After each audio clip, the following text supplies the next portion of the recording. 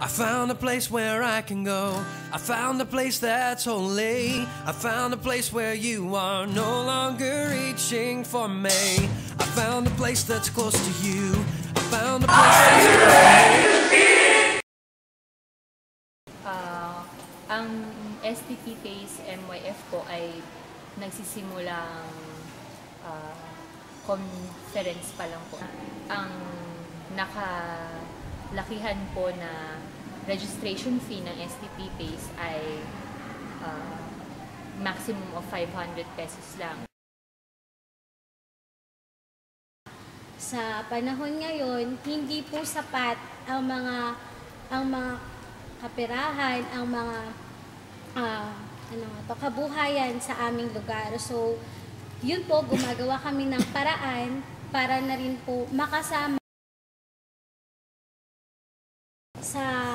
Sa amin po ay nagtatayo po kami ng ilang programa kagaya po ng tanim ahon.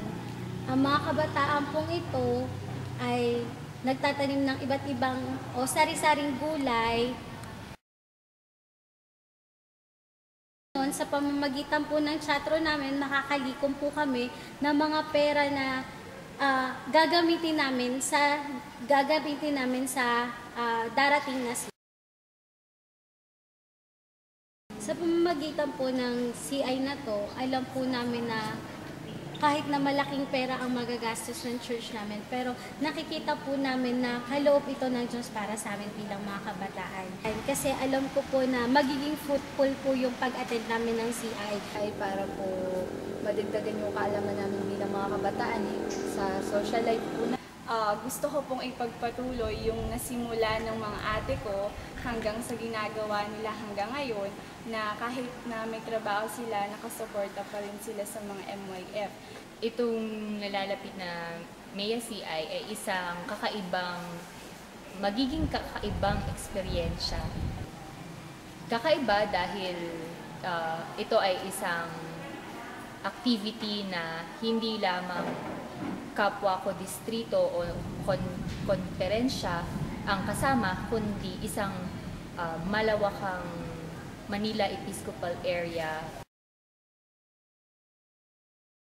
Nais kong magpahayag na ang mga kabataan natin ay dumalo sa ating Mea-wide Christmas Institute, dahil ito ay isang once-in-a-lifetime event na gaganapin natin, at nakikita ko na ito'y magiging beneficial sa ating mga kabataan.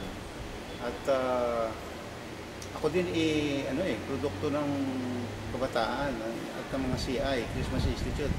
At alam ko ang naidudulot dito sa isang kabataan, yung matrain siya na maging isang leader sa secular na kalagayan at sa pagiging isang kaalib ng iglesia. Ini-encourage ko ang mga kabataan natin na dumalo dito. Isa siyang masayang event para sa buhay ng isang metodistang kabataan, at magdadagdag ito ng paglago sa kanyang pananampalataya at sa kanyang leadership. We are from STP Phase.